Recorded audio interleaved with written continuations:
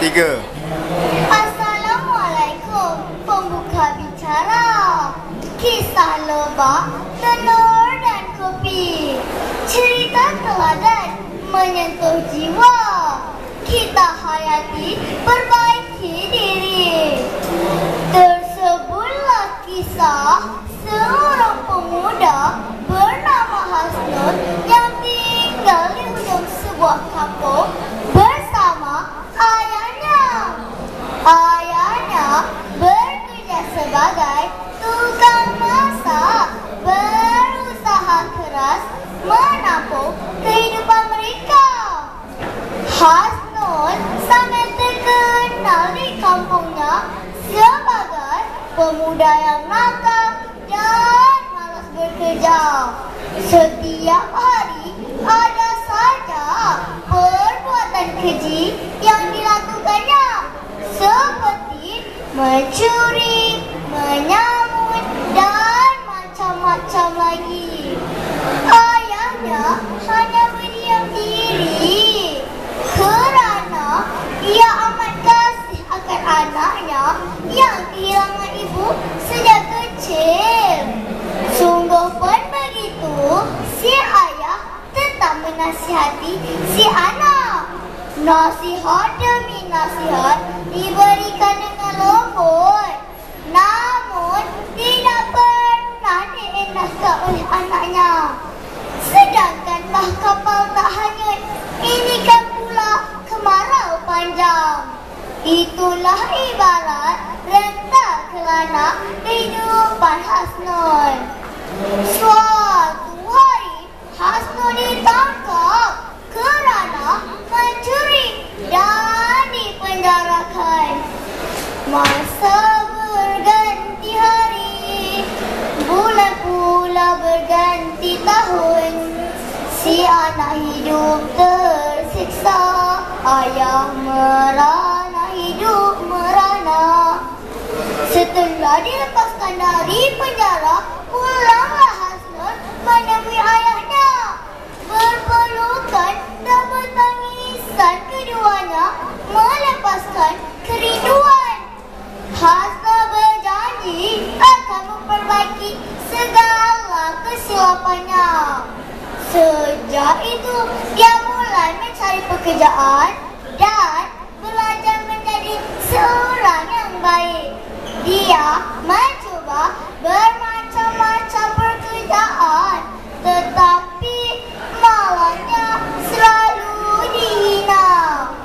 Kawan-kawan bukan mudah untuk mencari kejayaan kerana dugaan dan cabaran sentiasa menghalang langkah kita.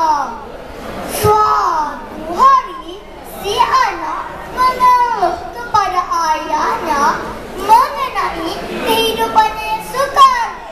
Dia tidak tahu bagaimana hendak menghadapinya dan hampir menyerah kalah.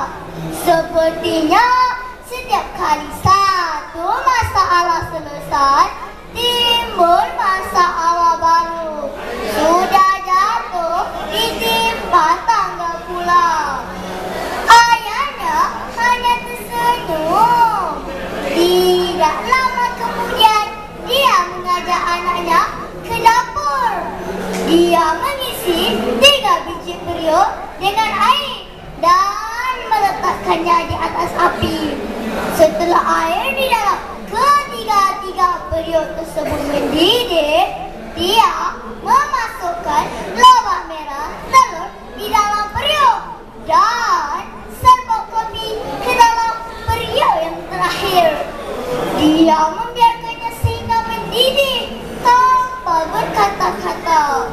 Si anak tertanya-tanya, memikirkan apa yang sedang dilakukan oleh ayahnya.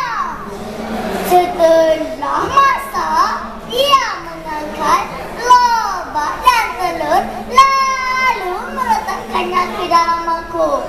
Dia menuangkan air kopi ke dalam cawan.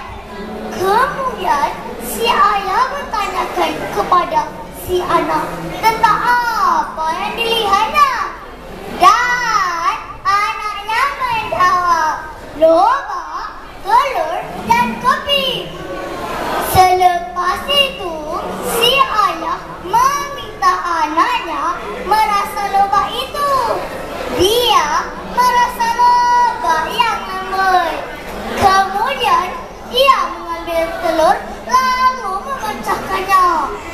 Setelah memangkulit telur, dia mendapati sebiji telur itu mengeras. Akhir sekali, si ayah meminta anaknya menghirup kopi. Dia tersenyum ketika menghirup kopi yang enak dengan aromanya yang menyelerakan. Oleh kerana sangat hairan dengan perbuatan ayahnya, maka si anak menanyakan maksud rias keanehan tersebut. Dengan berbicara, persis sang wali dengan raga sari. Ayahnya menerangkan bahawa ketiga-tiga bahan itu telah menghadapi proses kesulitan yang sama, iaitu direbus. Sebelum dimasak, lobak sangat kuat, keras dan sukar untuk dipatahkan. Tetapi setelah direbus, ia menjadi lembut. Telur pula yang awalnya mudah pecah, tetapi setelah direbus, ia menjadi keras. Serbuk kopi pula mengalami perubahan yang unik, iaitu apabila berada di dalam rebusan air, ia merubah air menjadi sedap walaupun rasanya pahit.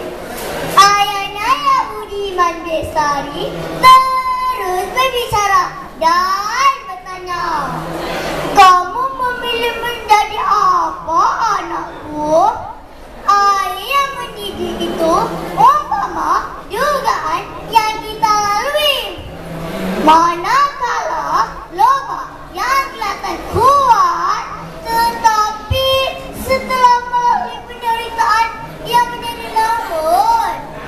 Telur pula yang dari luar kelihatan sama, tetapi di dalam mempunyai jiwa yang keras. Serbuk kopi pula sangat istimewa kerana dapat mengubah air panas, sesuatu yang menimbulkan kesakitan, untuk mencapai rasanya yang maksimal. Terdiam seketika Hasna mendengar kata ayahnya. Perlahan air matanya menitis kerana tidak menyangka